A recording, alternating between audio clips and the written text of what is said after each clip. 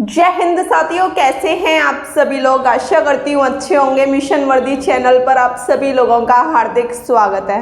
साथियों, जैसा कि मैं आपको बता दूं, ये जो आपकी क्लासेस चल रही हैं भूगोल की और जितनी भी स्टैटिक वगैरह जो भी आपकी क्लास आएंगी वो आपके सफलता बैच में चल रही हैं। ठीक है, तो ये मत सोचना कि सफलता बैच आपका अलग से है।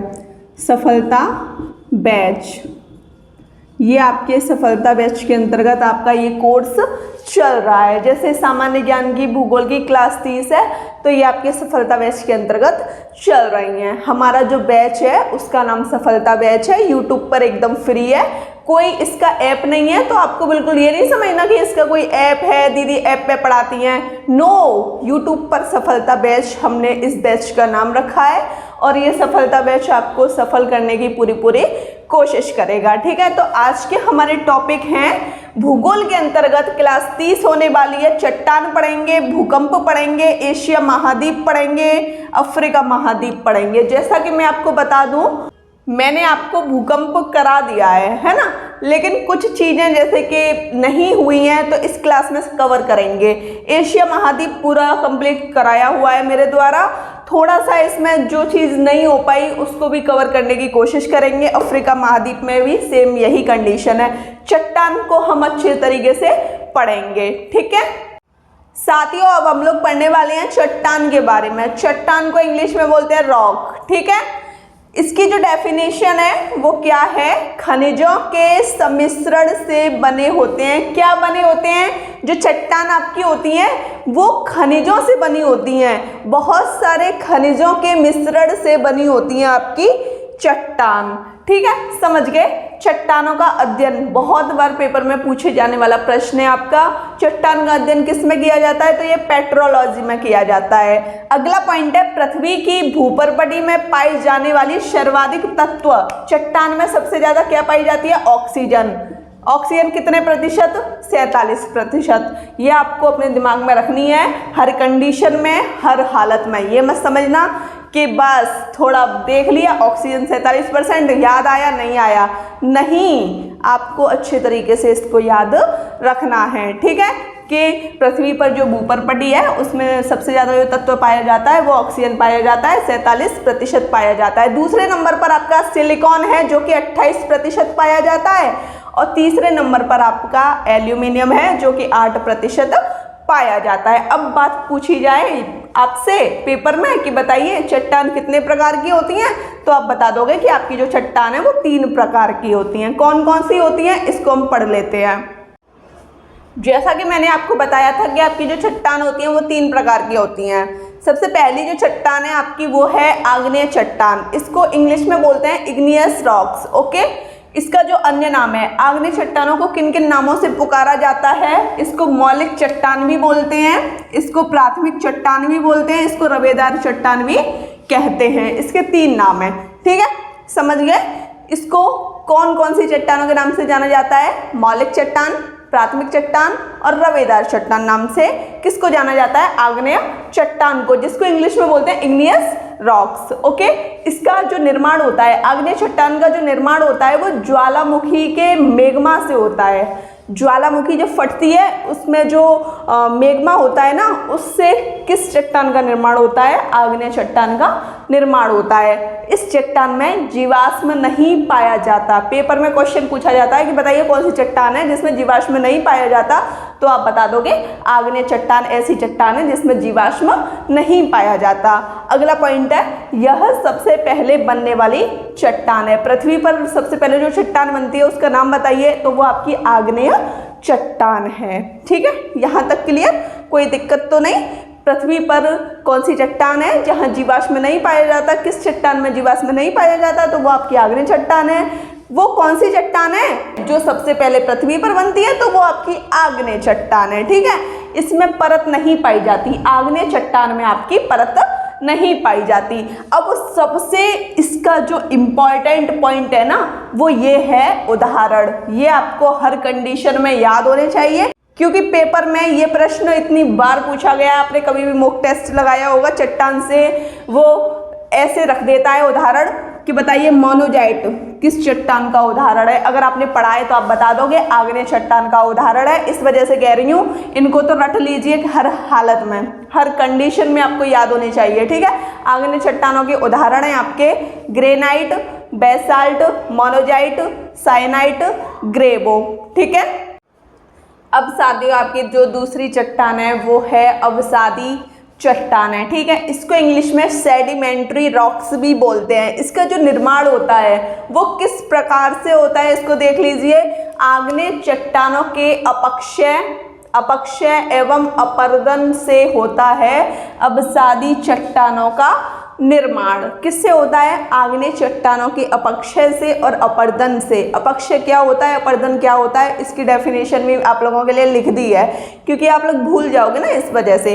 अपक्षय देख लीजिए, चट्टान का अपने स्थान पर टूटना, फूटना, सड़ना, गलना, इसको बोलते हैं अपक्षय। जब आग्नेय चट्टानें टूट जाती हैं, सड़ जाती हैं, गल जाती हैं, है ना, तो इससे किसका निर्माण होता है? इससे होता है अवसादी चट्टानों का निर्माण, ठीक है। अब देख लो अपर्दन क्या होता है। विखंडित चट्टान का एक स्थान से दूसरे स्थान पर स्थानांतरण, मतलब जैसे कोई चट्टान है वो टूट गई है, वो एक स्थान से दूसरे स्थान पर जा रही है, तो उससे भी आपका किसका निर्माण होता है? अवसादी चट्टानों का। समझ गए? अवसादी चट्टानों में जीवाश्म नहीं पाया जाता। अभी हमने आग्नेय चट्टान में पढ़ा था, उसमें जीवाश्म पाया जाता है। और आपकी जो आग्नेय चट्टान है वो पृथ्वी पर सबसे पहले आती है, ठीक है। और देखो अवसादी चट्टानों के अंदर परत पाई जाती है, इसी वजह से इसको बोलते हैं परतदार चट्टान। और कमेंट सेशन में बताइएगा रवेदार चट्टान किसको बोला जाता है। अभी लिखाया है अवसादी चट्टानों के उदाहरण के लिए, यहाँ पे जगह नहीं बची थी, इसके उदाहरण भी हम पढ़ेंगे, ठीक है। अब साथियों आपको देखना है अवसादी चट्टानों के जो उदाहरण हैं वो क्या क्या हैं। बलुआ पत्थर, चूना पत्थर, डोलोमाइट, कोयला, चौक, ये आपके अवसादी चट्टानों के उदाहरण हैं, ठीक है। समझ गए? इतनी कंडीशन आपको अच्छे तरीके से समझ आ गई।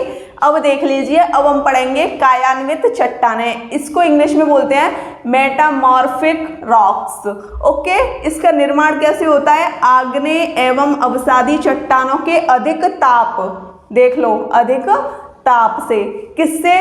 मतलब आग्नेय और अवसादी चट्टानें दोनों। आग्नेय चट्टानों का निर्माण ज्वालामुखी के मैग्मा से होता था और अवसादी चट्टानों का निर्माण आग्नेय चट्टानों के टूटने फूटने से होता था और आग्नेय चट्टानों के विखंडन से होता था।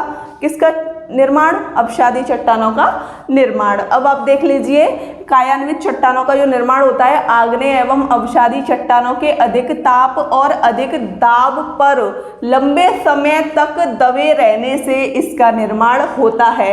अब वो मैं आपको बताऊंगी किस प्रकार से होता है। अब देखो ग्रेनाइट और बेसाल्ट, ये दोनों आपकी आग्नेय चट्टानें हैं ना, तो इनको यहाँ लिख लीजिए आग्नेय। क्या लिखोगे? ये कैसी चट्टान है? आपकी आग्नेय चट्टान है, ठीक है। इतनी कंडीशन आप अच्छे तरीके से समझ गए। अब देखिए, अब आपको सिर्फ इस डेफिनेशन पे ध्यान देना है, आग्नेय एवं अवसादी चट्टानों के अधिक ताप, तो इसको मैं क्या लिख लूँ? हाई टेम्परेचर, अधिक ताप, ठीक है। मैंने इसको ऐसे लिख लिया, अधिक ताप और अधिक दाब, हाई प्रेशर। अधिक ताप और अधिक दाब से किसका निर्माण होता है? लंबे समय तक दबे रहने से कायान्वित चट्टानों का निर्माण होता है। जब हम ग्रेनाइट को अधिक ताप पर और अधिक दाब पर रखेंगे तो ये नीस में बदल जाता है। किस में? नीस में बदल जाता है। इतना समझ गए? ठीक है। अब ऐसे ही मैं बेसाल्ट चट्टानों को हाई टेम्परेचर और हाई प्रेशर पर रखूंगी, हाई टेम्परेचर और हाई प्रेशर पर रखूंगी तो ये बदल जाएगा सिस्ट में। किस में? सिस्ट में। इतनी कंडीशन आप समझ गए। इसको अगर मैं हाई टेम्परेचर और हाई प्रेशर पर रखूंगी तो ये सिस्ट में बदल जाएगा। बलुआ पत्थर और चूना पत्थर आपकी कैसी चट्टानें हैं? तो ये हैं आपकी अवसादी चट्टानें, यहाँ लिख लीजिए जिससे आप भूलें नहीं, अवसादी चट्टानें। अब देखो इसको भी मैं हाई टेम्परेचर और हाई प्रेशर पर रखूँगी तो ये बदल जाएगा क्वार्ट जाइट में। ठीक है, समझ गए। चूना पत्थर वाली कंडीशन देखिए, इसको हाई टेम्परेचर और हाई प्रेशर पर रखा जाएगा तो ये बदल जाएगा संगमरमर में। संगमरमर में, जो संगमरमर टाइल्स वगैरह आपने देखे हैं ना, वो नीचे जो लगते हैं ज़मीन पर, उसी को हम बोलते हैं संगमरमर। ठीक है, इतनी कंडीशन आप समझ गए, स्क्रीनशॉट ले लीजिए। अब साथियों हम लोग पढ़ने वाले हैं भूकंप के बारे में, अर्थक्वेक के बारे में। भूकंप को इंग्लिश में बोलते हैं अर्थक्वेक।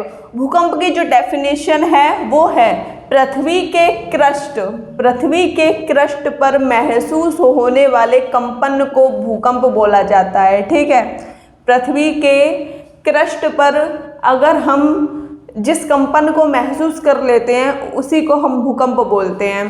तो देख लीजिए भूकंप आने के जो कारण हैं वो क्या क्या हैं। भूकंप आने के दो कारण हैं, पहला प्राकृतिक कारण और दूसरा मानवीय कारण। प्राकृतिक कारण होता है नेचुरलिटी, जो खुद पे खुद आए, और मानवीय कारण होता है जैसे हम लोग हैं, जैसे हमने परमाणु बम बना दिया और वो बहुत भयंकर तरीके से ब्लास्ट हो गया, प्लेटें उस ब्लास्ट के कारण टकरा जाती हैं, तब भी आपका भूकंप आ जाता है। तो देख लो, प्राकृतिक कारण ज्वालामुखी प्लेटों का आपस में टकराना, मतलब नेचुरलिटी में खुद पे खुद टकराना, इसमें मनुष्य का कोई भी किरदार नहीं है इस वाले में। अब देखो मानवीय कारण में ब्लास्ट आदि के कारण प्लेटें आपस में टकरा जाती हैं, जैसे परमाणु बम विस्फोट। ठीक है, अब देखो भूकंप का जो अध्ययन किया जाता है सीस्मोलॉजी में किया जाता है। पेपर में बहुत ज़्यादा बार पेपर में पूछा गया क्वेश्चन है आपका ये कि भूकंप का अध्ययन किस में किया जाता है, सीस्मोलॉजी में।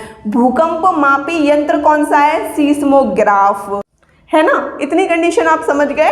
भूकंप मापने का स्केल, पैमाना, इसके 3 हैं, लेकिन ज़्यादातर पेपर में आपको ये ऑप्शन में देगा तो आपको यही लगाना है। ठीक है, भूकंप मापने के 3 स्केल हैं, रिएक्टर स्केल, मार्केली स्केल, रासफरेल स्केल। साथियों जैसा कि मैंने आपको बताया था कि भूकंप को किस पैमाने से मापा जाता है, रिक्टर स्केल।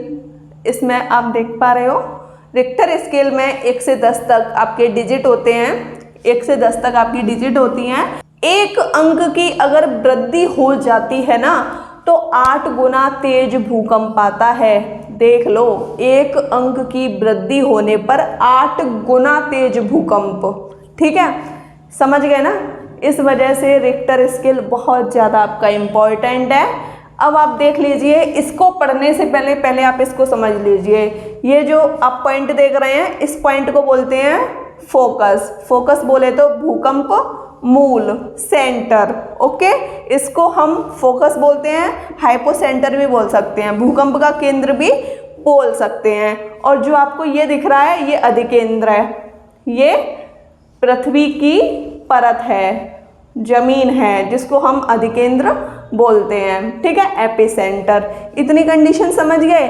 अब आपको देखना है अधिकेंद्र की जो डेफिनेशन है वो क्या है। ये आप देख पा रहे हो, ये तरंगें निकल रही हैं, मूल केंद्र से तरंगें निकल रही हैं और ये सबसे पहले आवाज़ कहाँ दिलाएंगी, एपिसेंटर पर, अधिकेंद्र पर। भूकंप आने का सबसे पहले जो आवाज़ होता है वो यहाँ पर होता है, अधिकेंद्र पर। अब अधिकेंद्र की डेफिनेशन देखिए, जहां धरातल पर सबसे पहले भूकंप तरंगों को महसूस किया जाता है उसी को अधिकेंद्र बोलते हैं। ठीक है, वायुमंडल में रेडॉन गैस का बढ़ना भूकंप का संकेत होता है। अगर वायुमंडल में रेडॉन गैस बढ़ रही है तो आप समझ जाइए कि ये किस चीज़ का संकेत है, ये भूकंप आने का संकेत है। ठीक है, जिसके बढ़ने का अनुमान कुछ जानवरों को पहले से ही हो जाता है। वो कौन कौन से जानवर हैं, कुत्ता, बिल्ली। ठीक है, जैसा कि साथियों मैंने आपको बताया था कि भूकंप मूल रूप से जो उसका सेंटर होता है वहाँ से जो तरंगें निकलती हैं सबसे पहले कहाँ जाती हैं, एपिसेंटर पर, है ना। ये कंडीशन हमने पढ़ ली। अब हम पढ़ेंगे कि भूकंप के जो क्षेत्र हैं, जोन है, वो कितने हैं? 4 हैं। 4 कौन कौन से? 5th 5वां नंबर है, 4था नंबर, 3रा नंबर और 2रा नंबर। ठीक है, 1 2 3 4, इनको भूलना मत। 5 से लेकर 2 तक हैं। सबसे ज़्यादा जो तीव्रता रहती है वो 5वें नंबर की रहती है। ये कहाँ कहाँ पर रहती है? हिमालय में, हिमाचल प्रदेश, जम्मू कश्मीर, उत्तराखंड, गुजरात, यहाँ पर सबसे ज़्यादा तीव्रता देखी गई है। ठीक है, पेपर में क्वेश्चन पूछ लेता है कि बताइए वो कौन सा जोन है जो सर्वाधिक तीव्रता वाला है। अब हमको पढ़ना है भूकंपीय तरंगों के बारे में, अर्थक्वेक वेव्स के बारे में। ये जो स्ट्रक्चर है इसको आपको समझना पड़ेगा। ऐसा नहीं कि दीदी ने जैसे बनाया उसको उतार लीजिए, स्क्रीनशॉट ले लीजिए, छाप लीजिए, उससे कुछ समझ नहीं आएगा। अब जैसे कि इसको आप देख रहे हो, ये पूरी एक क्या है? जमीन है, समतल जमीन है। ठीक है, अब भूकंप, ये जो कंडीशन है ये है आपकी, भूकंप ऐसे ऐसे आ रहा है, जो इस गति से भूकंप आ रहा है यहाँ तक, इसको बोलेंगे प्राइमरी वेव्स, पी तरंगें। और ये 1 सेकंड में 7 से 8 किलोमीटर क्षति पहुंचाता है। इतनी किलोमीटर तक आता है आपका भूकंप, 1 सेकंड में 7 से 8 किलोमीटर तक आती हैं ये वाली तरंगें। ठीक है, समझ गए? ये आपकी पी तरंगें हैं। फिर धीरे धीरे धीरे धीरे यहाँ तक चलेगा। ये आपकी सेकेंडरी वेव्स हैं, एस तरंगें। 1 सेकंड में 4 किलोमीटर तक ये तरंगें पहुँच पाती हैं। ओके, फिर धीरे धीरे धीरे धीरे फिर यहाँ तक जाएगा। ये 1 सेकंड में पहुँच पाती हैं 1.5 किलोमीटर से 3 किलोमीटर तक, जिनको हम एल वेव्स बोलते हैं। सबसे ज़्यादा तीव्रता वाली जो तरंगें हैं वो कौन सी हैं? आपकी पी तरंगें, क्योंकि 1 सेकंड में ये चल रही हैं कितनी? 7 से 8 किलोमीटर वाली गति तक जा रही हैं। ठीक है, सर्वाधिक लिख लीजिए, सर्वाधिक तीव्र तरंगें कौन सी हैं? आपकी पी तरंगें हैं। अब साथियों हम पढ़ लेते हैं भूकंप की तरंगों के बारे में। 3 तरंगें पढ़ाई हैं, पी तरंगें, एस तरंगें, एल तरंगें, है ना। पी तरंगों को अनुदैर्घ्य तरंगें बोलते हैं, ये ध्वनि में चलती हैं। आपकी जो अनुदैर्घ्य तरंगें हैं, पी तरंगें हैं, ध्वनि में चलती हैं। सभी माध्यमों में चल सकती हैं आपकी अनुदैर्घ्य तरंगें। ठीक है, ठोस एवं द्रव में चल सकती हैं। ठोस एवं द्रव में आपकी चलती हैं अनुदैर्घ्य तरंगें। अब पढ़ेंगे एस तरंगों के बारे में। ये केवल ठोस में चलती हैं। आपकी जो एस तरंगें केवल ठोस में चलती हैं। धरातलीय तरंगें, इनको एल तरंगें कहते हैं, सबसे धीमी गति से चलती हैं। अभी हमने पढ़ा था ना, ऐसे धीरे धीरे फिर यहाँ तक, ऐसे धीरे धीरे यहाँ तक, ऐसे धीरे धीरे यहाँ तक, मतलब सबसे धीमी गति से चलेंगी। और सबसे ज़्यादा जो विनाशकारी है वो आपकी धरातलीय तरंगें हैं, एल तरंगें हैं, सबसे ज़्यादा विनाश करती हैं ये। ठीक है, पृथ्वी पर अगर आ जाए ना तो सबसे ज़्यादा जो विनाश होता है वो एल तरंगों से होता है। सबसे धीमी गति से चलती हैं, केवल धरातल पर चलती हैं, इस वजह से इनको धरातलीय तरंगें बोला जाता है। सर्वाधिक विनाशकारी तरंगें हैं। ठीक है, स्क्रीनशॉट ले लीजिए। साथियों अब आपको पढ़ने हैं महाद्वीप और महासागर। वैसे तो मैं आपको बहुत अच्छी तरीके से महाद्वीप करा चुकी हूँ, लेकिन कुछ पॉइंट्स हैं जो आपके नहीं हो पाए हैं, वो इस क्लास में कवर करेंगे।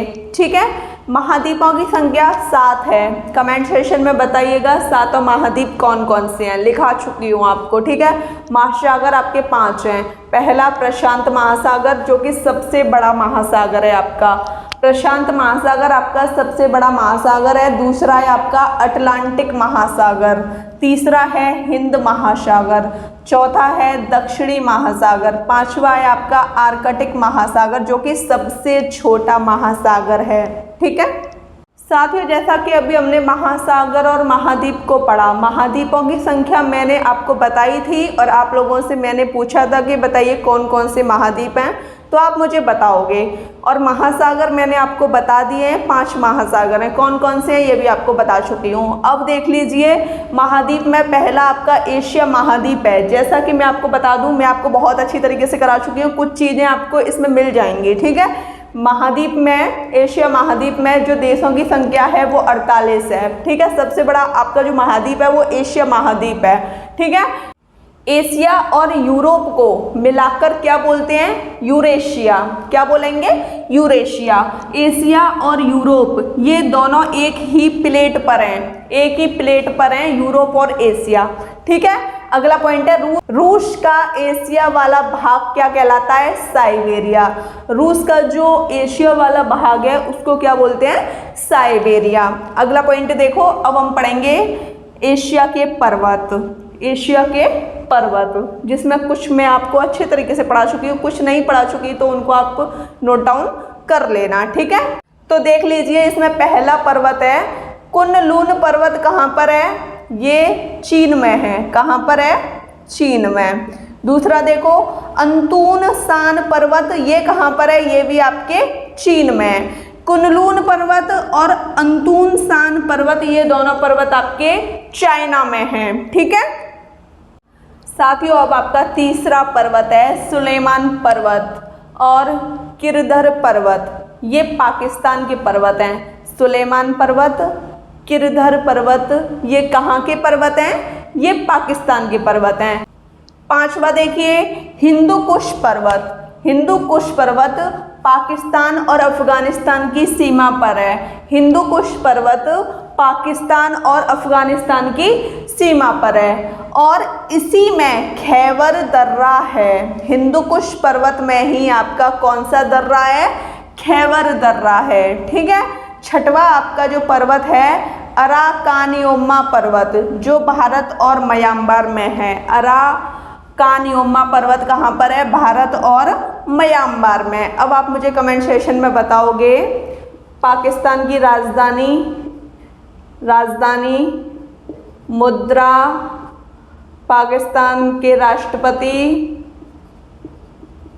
और पाकिस्तान के प्रधानमंत्री, ठीक है। इस चीज़ को आप मुझे कमेंट सेशन में बताओगे। म्यांमार के बारे में भी यही आपको बताना है। म्यांमार की राजधानी, मुद्रा, राष्ट्रपति, प्रधानमंत्री और म्यांमार और पाकिस्तान की संसद, इतना आपको मुझे कमेंट सेशन में बताना है, ठीक है।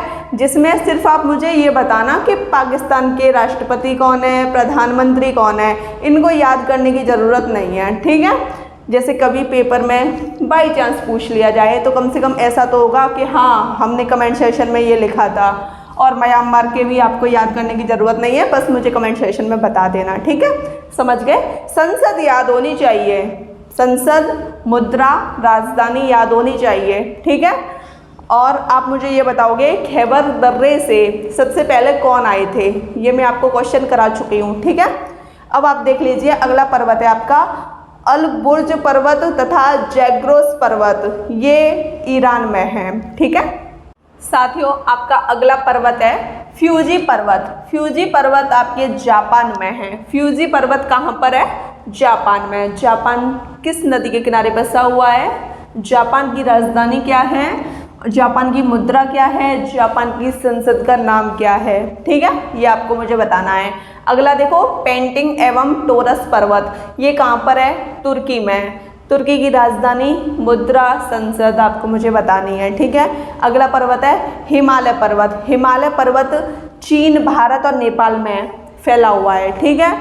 अब इसमें एक क्वेश्चन बहुत ज़्यादा पूछा जाता है कि सबसे ऊंची चोटी कौन सी है हिमालय पर्वत की? तो ये माउंट एवरेस्ट है, जो कि नेपाल में है, ठीक है।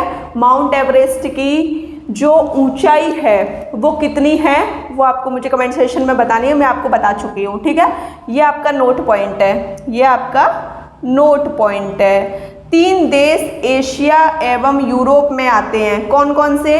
रूस, तुर्की, कजाकिस्तान। इन तीनों की आपको मुझे राजधानी बतानी है। साथियों, अब हम पढ़ने वाले हैं एशिया के पठार, ठीक है। एशिया के पठारों में देख लीजिए, सबसे पहले पढ़ेंगे तिब्बत का पठार। तिब्बत का पठार कहाँ पर है? चीन में है। दूसरा पामीर का पठार बहुत इंपॉर्टेंट है, पेपर में पूछा जाता है। पामीर का पठार कहाँ पर है? चीन और अफगानिस्तान प्लस तजाकिस्तान, तीनों हैं। चीन, अफगानिस्तान और तजाकिस्तान, 3 देशों में आपका पामीर का पठार फैला हुआ है। पामीर के पठार को विश्व का सबसे ऊंचा पठार बोला जाता है। विश्व की छत किसको बोला जाता है? पामीर के पठार को। तीसरा देखिए सान का पठार, ये कहाँ पर है? म्यांमार में। सान का पठार म्यांमार में। म्यांमार को पहले क्या बोला जाता था ये बताइए। और म्यांमार की राजधानी क्या है? म्यांमार की मुद्रा क्या है? म्यांमार की संसद का नाम क्या है?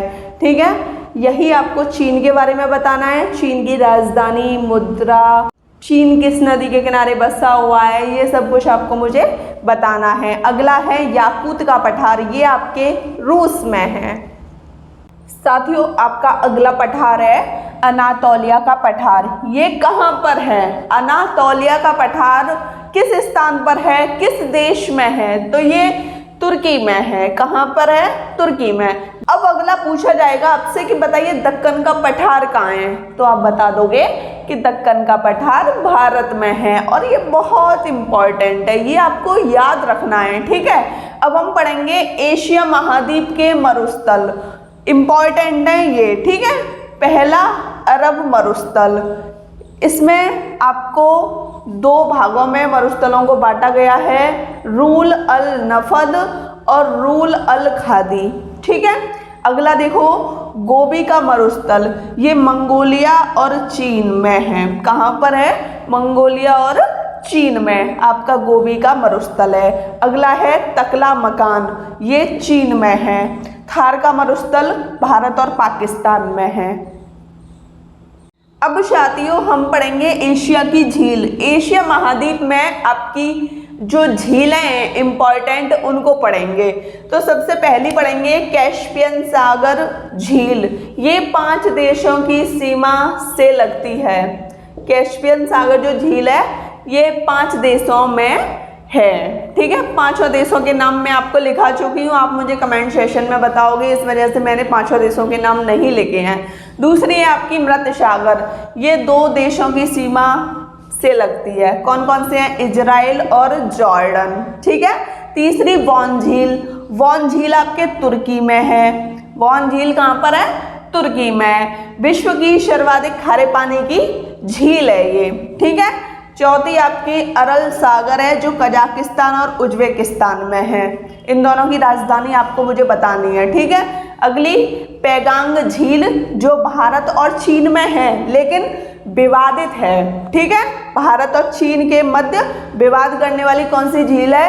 पैगांग झील। अब आपको एशिया की नदियों के बारे में पढ़ना है। पहली नदी है यांगत्से नदी जो कि चीन की नदी है और एशिया महाद्वीप की सबसे लंबी नदी है। विश्व की सबसे लंबी नहीं है, एशिया महाद्वीप की सबसे लंबी नदी पूछी जाए तो आप बताओगे यांगत्से नदी जो कि चीन की है। अब हम पढ़ेंगे हुआंगो नदी। हुआंगो नदी बहुत इंपॉर्टेंट है आपकी, ये चीन की है। इसको हम पीली नदी भी कहते हैं। इसको क्या बोलते हैं? पीली नदी। ठीक है, और पीली नदी होने के कारण इसको हुआंगो को बोलते हैं चीन का शोक।